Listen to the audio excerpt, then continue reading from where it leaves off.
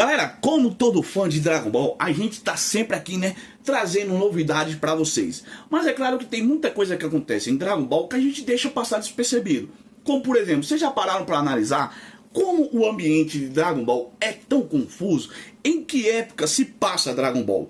Porque realmente Dragon Ball tem um universo muito amplo, tá? Cheio de possibilidades. Mas a gente, com tantas aventuras, com tantos inimigos, sabe? Tantos desafios que o Goku vem enfrentando, a gente não para analisar realmente em que época se passa tudo isso.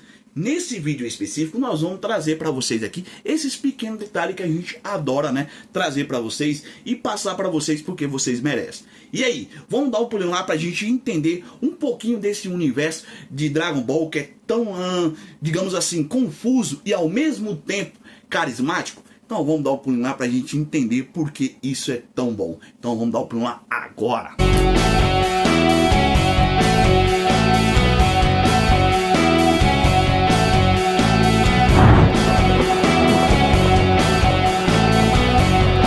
Tom Coutinho na área, galera. Antes da gente começar esse vídeo aqui, deixa eu pedir pra você se inscrever no nosso canal, ative o sininho de notificação e venha fazer parte da nossa equipe, que estamos crescendo graças a vocês. Está um frio FDP aqui, cara, por isso que eu tô de touquinha. Então sinta-se em casa, me abraça que eu tô com frio e vamos ao que interessa.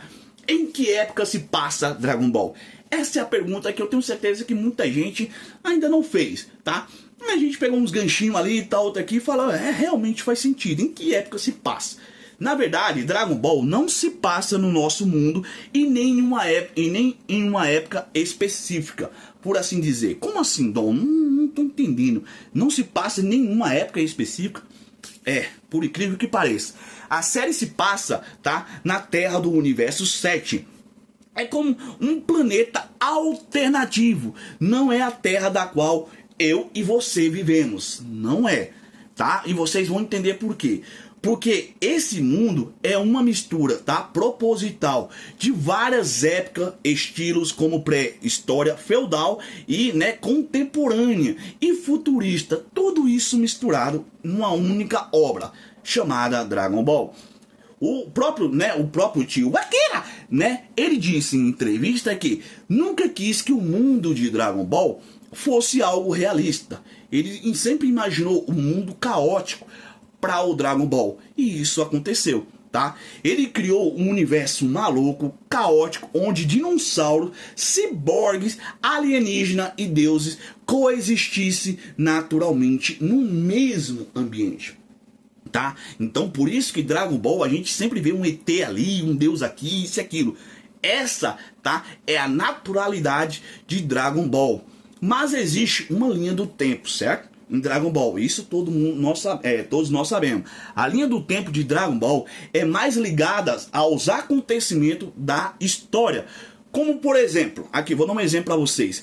Quando o Goku é criança, já existia a Corporação Cápsula, com tecnologia ultra avançada, mas também existe, né, vilarejos muito simples, onde, né, existe, né, gente na floresta precisando caçar para sobreviver. Mas qual a lógica dos dinossauros em Dragon Ball? Na verdade, eles nunca foram extintos, tá, no mundo de Dragon Ball. Por isso que a gente sempre vê Dragon Ball nos apresentando dinossauros de todo tipo de espécie.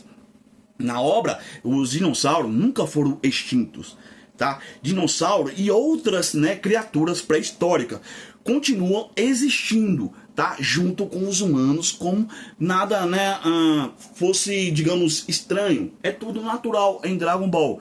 Por isso que nós temos, né, dinossauros, ETs, deuses, tudo isso. Essa obra de tio Akira é muito bacana. E isso faz com que Dragon Ball se torne tão atrativo. Assim como eu falei, muita gente, né, eu mesmo, por exemplo, a gente gosta de ver o Goku saindo na porradaria, isso e aquilo. Mas quando aparece um dinossauro, a gente fala, cara, a gente caga e anda. A gente não liga, por quê? O que a gente quer ver é porradaria, sabe? Ver o Goku saindo na porrada junto com a sua galera. Mas a gente não para analisar como é que tem dinossauro no mundo de Dragon Ball. Não dá para entender. Entretanto, o resumo de Dragon Ball é que tudo isso é para poder trazer uma pegada diferente, aonde tudo, tá, pode acontecer ao mesmo tempo, aonde podemos ter muitas possibilidades de interagir com diversos personagens. O universo de Dragon Ball, ele é muito extenso, tá? Ele é muito grande. Justamente, tá? Nisso deixa o mundo de Dragon Ball divertido, tá? Carismático e muito misterioso, por sinal. Então, essa pegada que o tio Akira, o nosso mestre, trouxe pra gente, realmente faz até sentido. Porque, pra quem não sabe, no começo de Dragon Ball, onde o tio Akira começou a sua trajetória, ele queria que as aventuras de Son Goku fosse aventura, sabe, que levasse ele a diversos mundos, como se fosse um caçador de relíquia, um caçador de raridade. Essa era a pegada de Dragon Ball, lá no Dragon Ball clássico. Era o que o tio Akira queria, sabe? Um Goku aventureiro. Porém, na medida que as coisas foram acontecendo, Dragon Ball foi tomando uma outra proporção. Proporção essa tomada pela própria tecnologia, né? Que envolve, tá? Particularmente a própria corporação cápsula do Dragon Ball. E claro, toda a sua evolução, toda a sua construção dentro da obra. Por quê? Tudo evolui, né? Tudo na vida cresce, tudo na vida aparece. Então, realmente não dava para entregar um Dragon Ball somente de aventura, tá? Então, realmente Dragon Ball, quando começou, ele tinha essa pegada, ele tinha uma pegada mais aventureira. Porém, as coisas foram mudando com o tempo. Aí a tecnologia foi se tornando mais presente, os inimigos foram, né, surgindo de outros universos, e isso acabou mudando toda a dinâmica de Dragon Ball.